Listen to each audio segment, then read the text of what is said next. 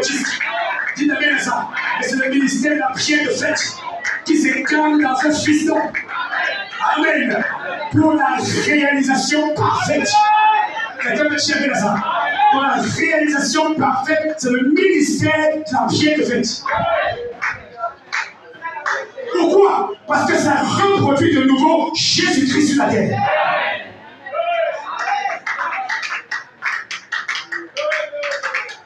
Amen. Il dit, nous avons avancé de gloire en gloire, mais bientôt nous serons dans la gloire. Et dans sa gloire, nous resplendirons. Nous serons semblables à lui.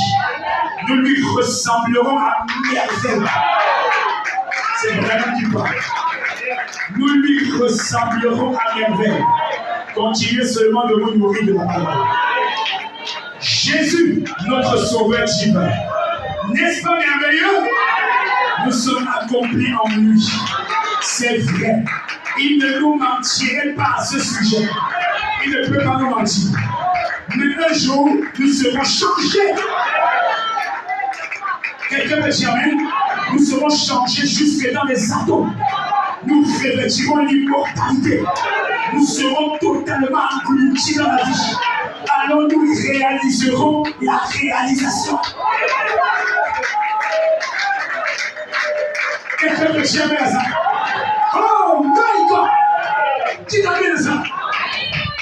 Quand je vais réaliser cette phrase, on va recevoir sa détonner.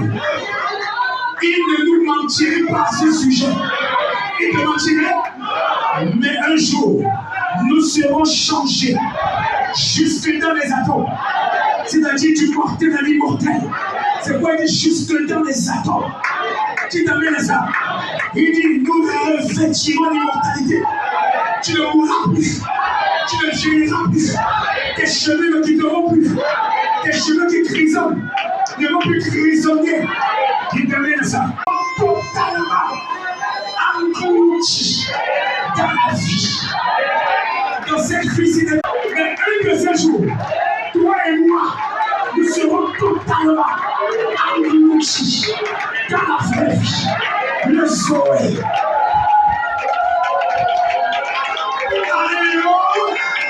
Quand nous serons engloutis dans la vraie vie, le Zoé, alors nous réaliserons la réalisation. Amen.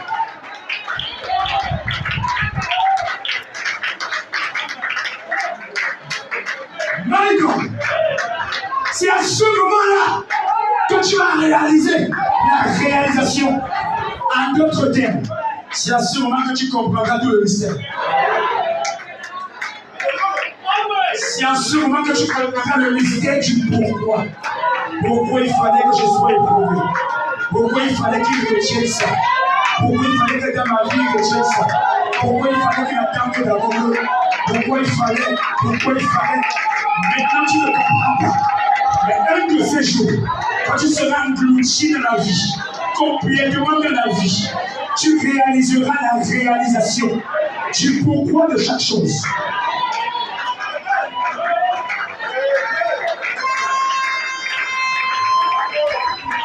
Donnez-moi un amen ce soir.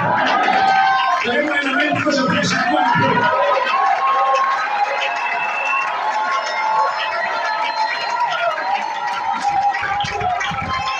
Quand l'épouse reconnaîtra sa position, l'enlèvement aura lieu du Branham.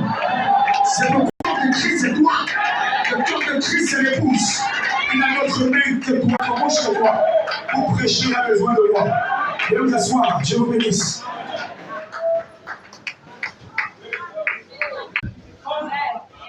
Amen. Oh, gloire à Dieu. N'est-ce pas merveilleux? Oui, monsieur. Jésus est merveilleux. Oh, my God, my God.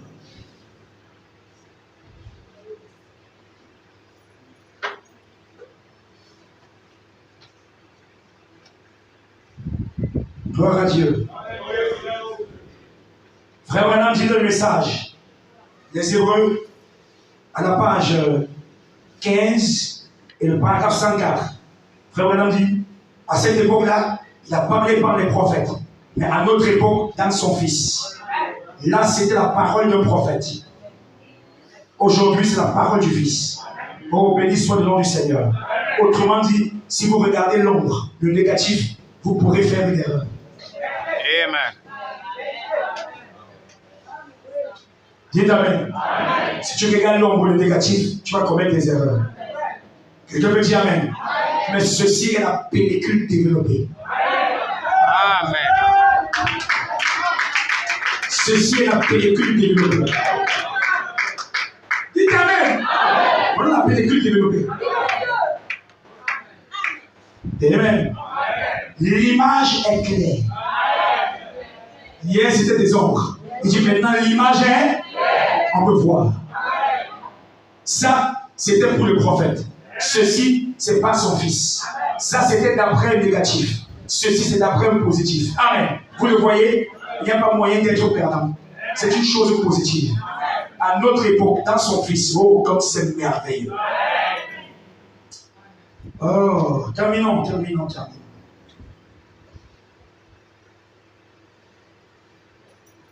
Dans le message, allumer la lumière. Frère Branham dit, prêchez le message janvier 64, paragraphe 39. Or, Jésus était la somme des témoignages de tous les prophètes inspirés. Il était quoi la somme, n'est-ce pas? Et toutes les prophéties ont été mises en lumière à son époque. Tout ce qui avait été prophétisé pour son époque. Il a allumé toutes les bougies de la parole. Tout ce qui avait été prophétisé à son sujet dans la Bible. Une vierge concevra. Elle l'a fait. Très bien. On l'appellera conseiller, prince de la paix, Dieu puissant, Père éternel. Il l'a été. Et les yeux des aveugles verront. Ils l'ont fait. Tout ce qui avait été prophétisé à son sujet s'est accompli quand il est venu sur la terre. Et s'il a fait ça, accompli de côté raison aujourd'hui, Jésus-Christ aujourd'hui. Non, attendez, soyons clairs. Il faut dire qu'il a accompli toutes les prophéties. Maintenant, Jésus-Christ aujourd'hui, de nouveau incarné dans l'épouse. Qu'est-ce qu'il fera? Il accomplira les mêmes prophéties réservées pour cet âge. Amen. Et quelle est la prophétie d'aujourd'hui? Marc 11. Jean 14. Si vous dites à cette montagne, il faut aller là. Laissez Marc 16. Marc 16, même les pentecôtistes croient ça. Vous imposerez les bons malades. Même les juifs croient ça. Oui. C'est la promesse des juifs. Amen. Pendant que les juifs aiment l'imposition des mains. Mais les nations se prononcent la parole. C'est ça les avenir romains. Dis un seul mot. Et mon serviteur sera libre. Dis amen à ça. C'est ça la foi des nations. Dis un seul mot, mon serviteur sera libre. Amen. Vous devez connaître les promesses de votre jour. Alors. Oh, gloire à Dieu.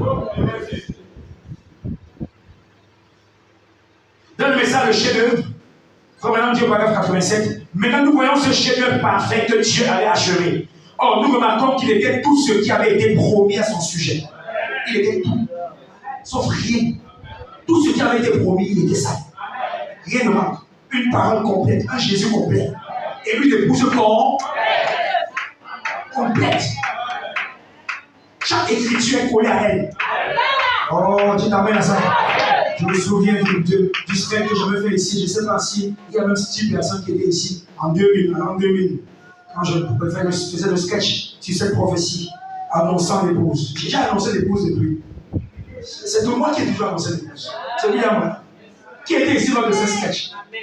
Elle marche au rythme de la parole. Quelques personnes. L'épouse marche au rythme de la. Et quand elle marche, c'est Jean 14, 12 qui s'appelle. Marc 11 qui s'appelle. Luc 17. Chaque écriture qui la concerne, elle accomplit. Elle est l'accomplissement de toutes les prophéties. J'ai un le texte que j'avais cité ce jour-là. Je ne connais que 3. J'avais récité au moins 40. Quand je faisais encore des sketchs à l'époque. Oh, my God. Les anciens s'en souviennent. Voilà, frère Doumbé. On sait que toi, ça que tu étais là. Il est toutes les promesses, toutes les prophéties, tout ce que Dieu avait promis. Ta postérité écrasera la tête du serpent. Or, il ne pouvait pas l'écraser par la loi. Oh. Il ne pouvait pas écraser la tête du serpent par là. Non. On ne pouvait pas écraser la tête du serpent. Donc Moïse n'a pas écrasé la tête du serpent. Aucun d'eux n'a écrasé. Il ne pouvait pas l'écraser par les prophètes, même pas les prophètes, qui sont la justice de Dieu.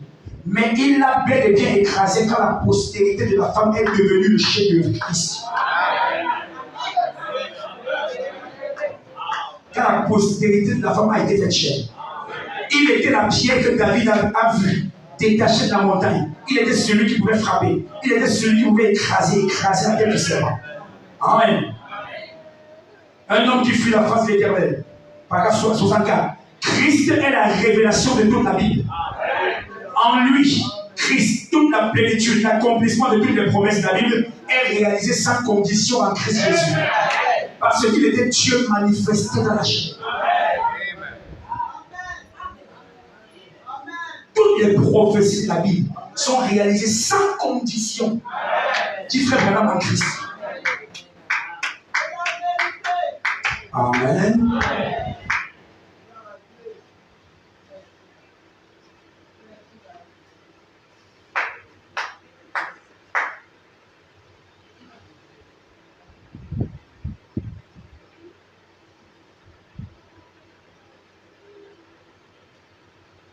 Ok.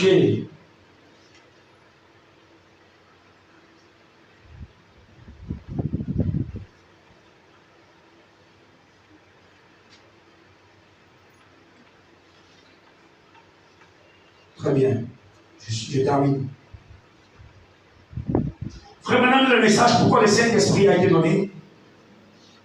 Le même Saint-Esprit qui a sauvé les luthériens, qui a sanctifié les méthodistes, qui a baptisé les pentecôtistes, il prépare maintenant la venue du Seigneur Jésus. Alors que ce sera tellement puissant, ce corps, il viendra dans ce groupe, une église, ça fera sortir tous les autres de la tombe. Vous avez compris ça? Il prépare maintenant la venue du Seigneur Jésus. Alors que ce sera tellement puissant, virgule, ce corps sera puissant. Il viendra dans ce groupe. Non, vous le comprenez, écoutez bien. Nous ne sommes pas les catholiques qui attendons Jésus qui descend. Écoutez, frère Branham, je relis.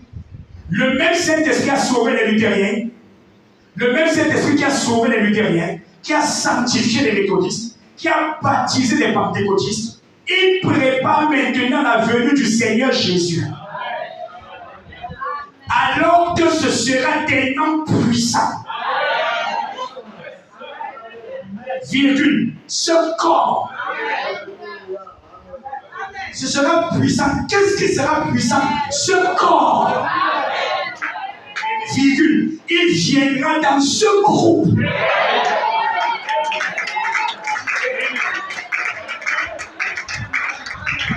Il viendra, non, dans un poteau, amen.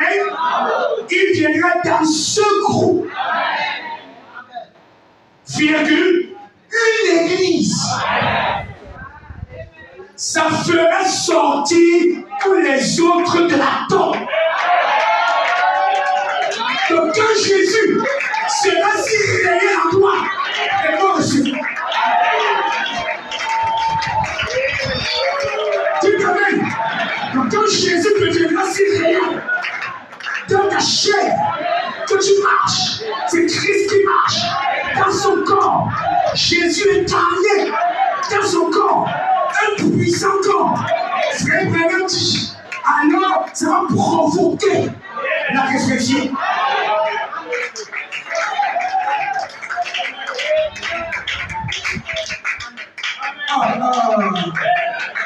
Aïe, aïe, aïe, aïe, aïe, aïe, aïe, aïe, aïe, aïe. J'ai envie de crier Amen. J'ai envie de crier Alléluia. J'ai envie de crier gloire à Dieu. Et j'ai envie de relire encore cette citation. Il prépare maintenant la venue du Seigneur Jésus, alors que ce sera tellement puissant. Quoi? C'était venu, n'est-ce pas? Maintenant, comment dit-il? Virgule, ce corps. Virgule, il viendra dans ce groupe. Frère, maintenant vous explique maintenant la venue de Jésus. sais pas. On doit... La vision du message va changer. C'est-à-dire, il y a des prédications qu'on doit arrêter. Parce qu'on n'a rien... Il y a des gens qui n'ont rien compris du message. Je le dis honnêtement. Ils n'ont rien compris du message. Écoutez, frère Branham. Oh, il revient. Il revient. Allez lire les livres et les témoins des gens. Même eux, ils ont des sangs, ils descendent. Il revient. Les caméras, on montre un homme qui revient. Écoutez, frère Branham. Il prépare maintenant la venue du Seigneur Jésus. Alors que ce sera tellement puissant. Second, il viendra dans ce groupe. Écoutez, il dit pour qui? Viendra dans ce groupe. Virgule. Une église. Virgule.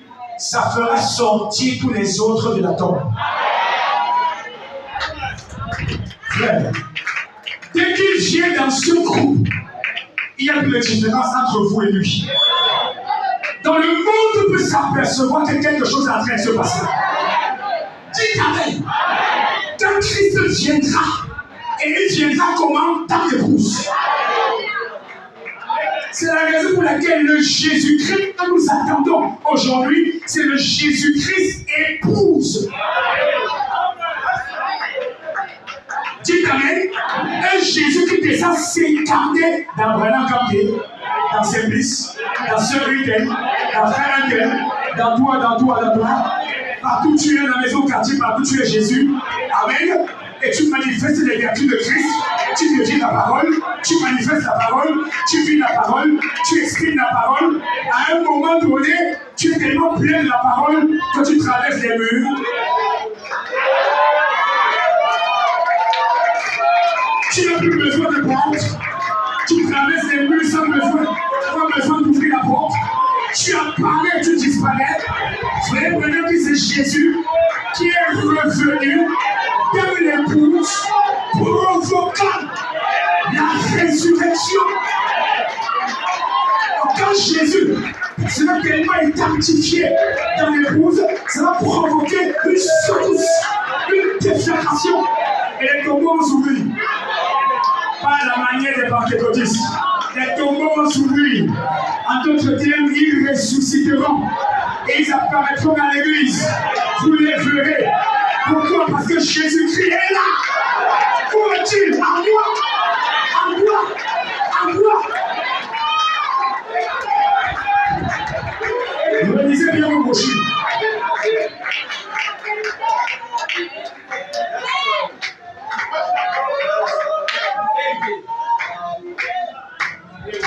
Amen. Glory. On me dit Amen à ça. Ça m'a dit qu'il y aura une résurrection. Voilà à quoi sert le Saint-Esprit. Qu'est-ce que le Saint-Esprit? Écoutez maintenant, il répond.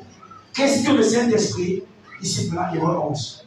Qu'est-ce que le Saint-Esprit? Sans nous, ils ne peuvent pas parvenir à la perfection. Oh, frère, qu'est-ce que le Saint-Esprit? Ici, le 11. Sans nous, ils ne peuvent pas parvenir à la perfection.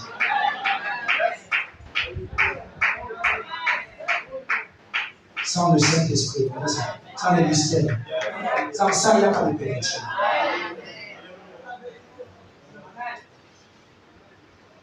Frère, madame, il vivait à une époque d'après cela. Nous vivons à une autre époque. Quand l'ennemi viendra comme un fleuve, l'Esprit de Dieu lèvera un étendard contre lui. Voyez, maintenant nous sommes à une époque. À l'époque, ils étaient loin d'être aussi avancés qu'ils le sont aujourd'hui. Ils ne pouvaient pas faire une bombe atomique ou une automobile. Ils n'avaient pas la science et tout, comme on l'a maintenant.